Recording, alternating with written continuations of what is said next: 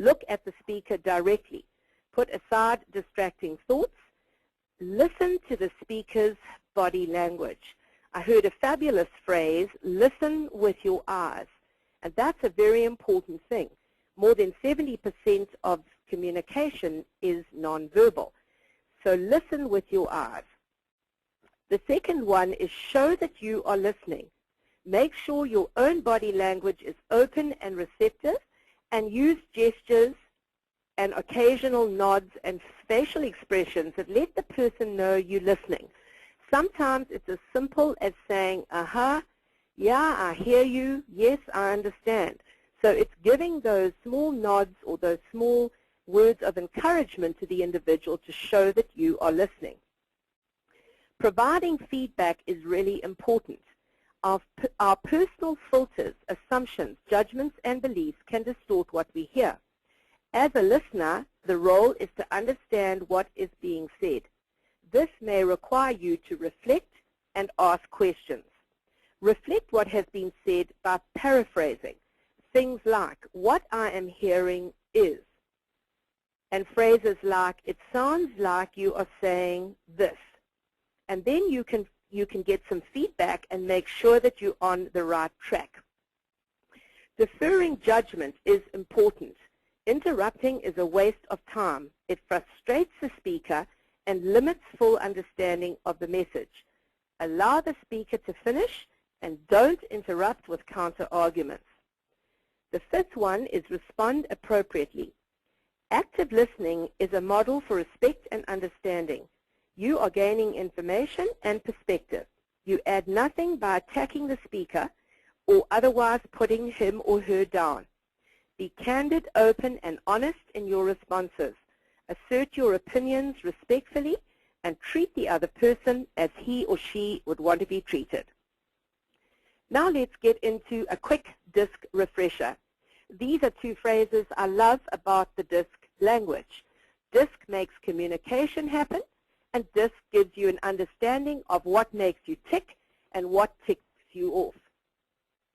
We're going to move pretty quickly through the next couple of slides, and I've included them in the presentation so that those of you that are interested in using the presentation, you can stop it and start it and get into some really great discussion.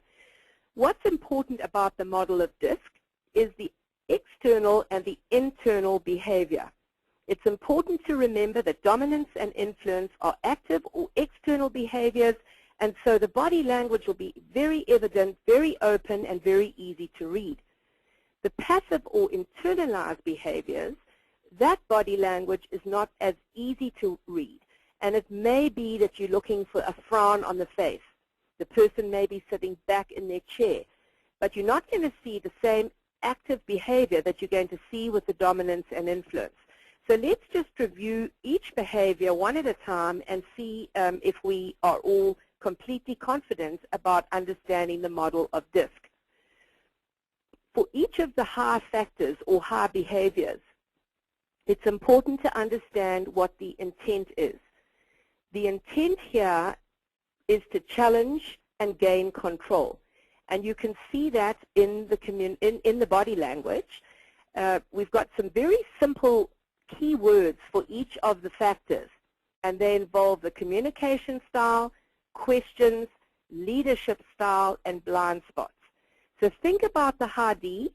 The communication style is tell or direct. Questions they ask, what questions? What are we doing to get the result? The leadership style is authoritarian, and the communication blind spot is that they often don't listen. Let's have a look at some of the observable behaviors with the high D. So beside what the high D behavior is telling you or saying to you, these are some other cues that will tell you that you are dealing with high dominance. A confident voice, an assertive handshake, direct and steady eye contact, and not afraid to interrupt and challenge. Remember, the observable behaviors account for 70% of the communication. So if you want to tone down the high D, avoid being too direct, avoid being too loud in terms of your voice, and step back and ask questions. questions. Let's have a look at the high influence behavior. This is an active behavior in a friendly environment, and the intent is to build relationships and connect with people. It's active, so it's easy to see, and it's outgoing. The communication style is sell or persuade. Questions the high influence asks are all around who are the people we need to get involved here. The leadership style is very democratic and inclusive. And a communication blind spot may be too much talking and becoming too emotional and not focusing enough on the facts. Let's move along to some of the body language of the high I. You can see it's enthusiastic. The high I is telling stories. They're often talking in feelings. I feel this is unfair rather than these are the facts. They may be quite expressive. They like to be face-to-face. And you can see in the expression they're smiling a lot and being very enthusiastic. Let's move on to the high steadiness behavior. This is a passive behavior in a friendly environment. So the behavior likes to work in the same friendly environment as the influence, but it's much more passive. And the intention is to be supportive. It's a listening or asking communication style and loads of why questions. Why are we doing this? Why are we changing? Why do we need to make this happen this quickly? These are all the concerns of the high steadiness behavior. The leadership style is quite procedural and based on experience. So you will hear high S leaders say, when I was working in ABC company, this is the way it worked. They rely on their experience. Communication blind spots could be that others presume that they are not paying attention because the high S is listening, but they're not always giving their opinions. So for high S behavior, there's a really great style of listening, but the blind spot for the high S is to speak up, give their opinion so they're not overlooked. Let's have a look at some of the observable behaviors. The high S is friendly, but remember the intent is to support, not so much to build the relationship.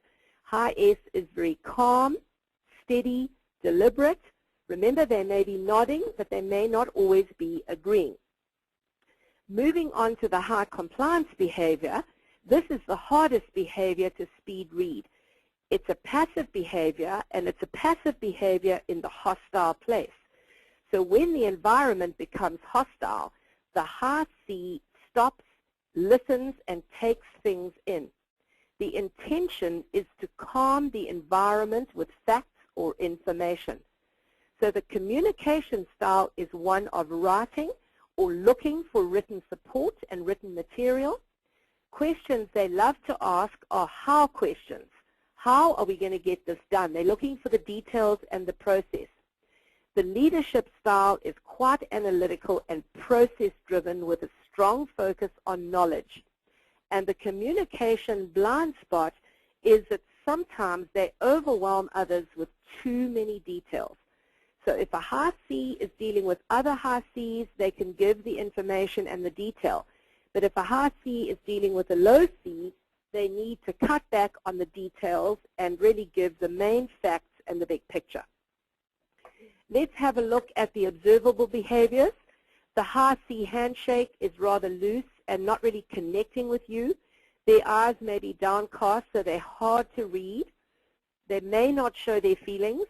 Often when they're listening, they can have a frown on their face. It's not that they're mad or upset. They're just really listening intently. So it's difficult to read a high C. The best indication of a high C is to look at the way they organize their work area. These are the types of people who alphabetize their spice bottles and then say, I'm such a mess in my kitchen. So let's move along now and let's test our knowledge and learn a little bit more about disc communication. So just to cover some of the pointers around disc communication, we've got some disc terminology that I want to refresh with you. The primary high factor, or the work strength, is the highest